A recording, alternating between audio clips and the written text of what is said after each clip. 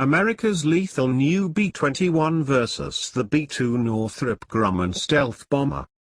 U.S. Air Force revealing concept art and a designation for its shadowy Northrop Grumman B-21 long-range strike bomber, LRSB, last week. There are many details that we can now glean about the new warplane. First and foremost, the new B-21 looks very similar to its B-2 Spirit predecessor. In fact, the new aircraft looks startlingly similar to the original Advanced Strategic Penetration Aircraft, ASPA, and the later Advanced Technology Bomber concept from the 1980s that ultimately resulted in the B-2.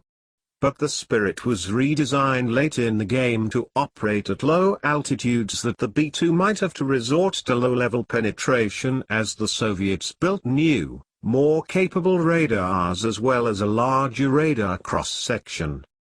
If the current B-21 design is truly representative of the direction the Air Force is taking, the new aircraft will take the B-2's all-aspect stealth design to the next level.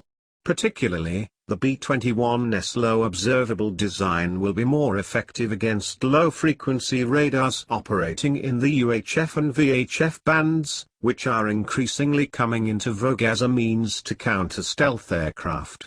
B-21 Even the B-2 is starting to lose its ability to penetrate hostile airspace.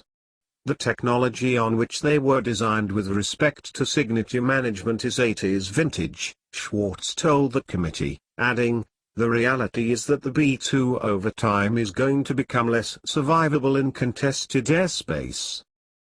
The B-21 design, which is similar to the original high-attitude optimized B-2 design, is built to counter the low-frequency radars that can detect and track tactical fighter-sized stealth aircraft. Unlike an F-22 or F-35, which are designed to operate in an environment where the enemy might be aware of their presence, the B-2 and B-21 are designed to avoid detection altogether. Basically, the B-21, and B-2 to an extent, with its large flying wing design, reduces its low-frequency radar cross-section to the point where it blends in with the background noise. That's similar in concept to how a submarine hides in the background noise of the ocean. But like all stealth aircraft, it will not be invisible. Stealth is not a cloak of invisibility, after all. Stealth technology simply delays detection and tracking. While the U.S. Air Force's rendering of the B-21 gives us some clues as to the configuration of the new aircraft, most of its other parameters remain unknown. The B-21's size and payload will largely be determined by whatever propulsion system is readily available to power it. Given that the B-21 is slated to enter into service in the mid-2020s, the aircraft will necessarily have to use an existing engine design. Moreover, that engine must have a profile conducive to a stealth aircraft. A more likely choice is a derivative of an existing military engine that is already in production. Possible choices could include unaugmented derivatives of the F-15 and F-16's Pratt & Whitney F-100 or General Electric F-110. The F-110, low-and-aged design, B-1 Lancer and Northrop B-2 Spirit, both of which use engines from the same lineage.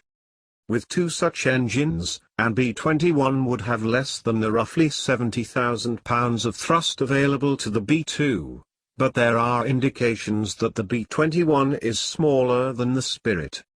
The new bomber will necessarily use an existing propulsion plant. It takes a long time and large sums of money to develop a new turbine engine.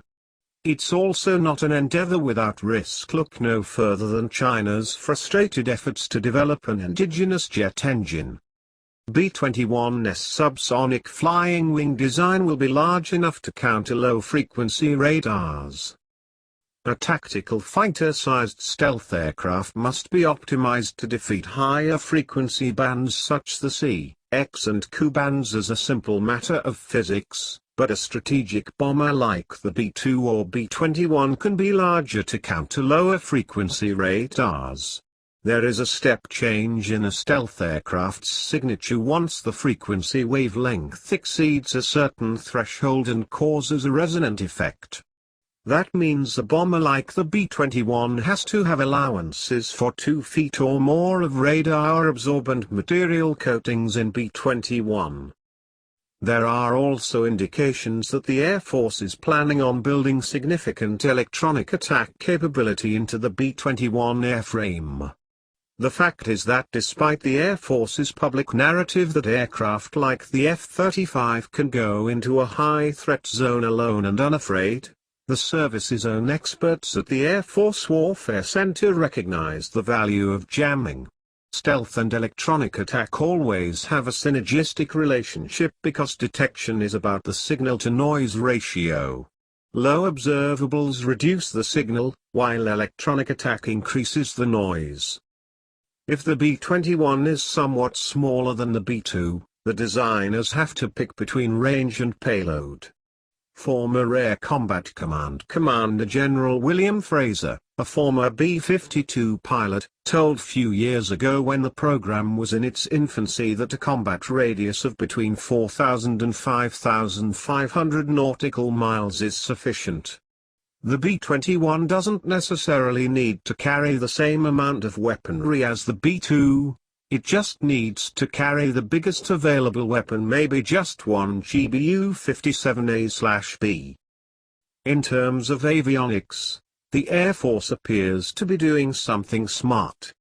The aircraft will apparently use an open architecture computer system, which means that the B-21 won't be hamstrung with antiquated avionics and ponderous processes to integrate new weapons, and that's not surprising and had been reported as early as 2011 during General Norton Schwartz's tenure as Air Force Chief of Staff. The service also plans for the B-21 to be optionally manned. Thank you for watching. Please like, share, comment, and subscribe.